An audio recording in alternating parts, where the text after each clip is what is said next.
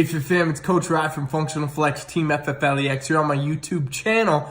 If you could do me a favor and just subscribe to this channel, I appreciate it so much. If you get anything out of this video, share it out for me so I can help more people. That's really my goal all the time. So anyway, what I want to talk about today is something that comes up. Competitors always ask me this question, right? If you know me, you know Coach Rye, you know Team Flex. I train hundreds and probably thousands of competitors over the years. And one question that comes up is peak week, right? So peak week is this 7-day period of time before your competition where you're supposed to do a bunch of different manipulations and changes and whatever. It's all bullshit. But anyway, one of the things that comes up all the time is food changes, and it comes down to artificial sweeteners and stuff like that. And so people ask me, hey, Coach Rye, what do we do about the artificial sweeteners? Are they going to cause an effect? Do I need to change them in peak week, etc.? So I'm going to give you all a different statement on this here. It's something that might benefit you, that'll help you out.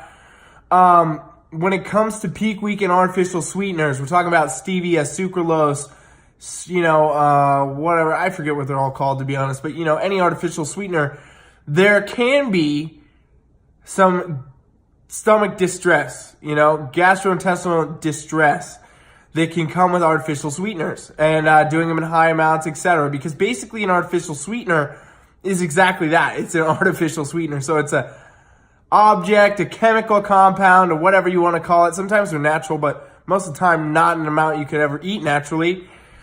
It's going to be something that is going to could be too much for your body to digest. It could be too much for your stomach and your gastrointestinal tract and all that, and it can cause distress, bloating. You can get other symptoms like diarrhea or throwing up sometimes if you have too much, whatever.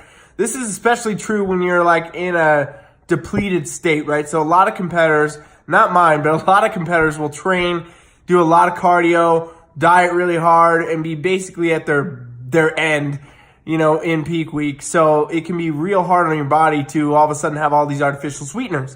And what happens is a lot of people will cut their carbs out, they'll cut this or that, and so now they crave these artificial sweeteners even more, and they're having more and more of them, 3 or 4 of them in their coffee. They're having more with their meals, putting it in their oatmeal, whatever, and it can cause issues. So it is, though, however, person specific. Not everybody's going to go through this, okay? Not every person's going to have a problem with artificial sweeteners. So what I would recommend is that you pay attention to your physique. You have your coach pay attention to your physique. You have your coach monitor what's going on with you and see how everything is looking. So if you need to cut artificial sweeteners in a peak week, that's going to be dependent on what they're doing to your body. Some people, I train competitors and they're not phased at all by them. They have no issues, but some people will for sure have bloating and other things like that I will notice.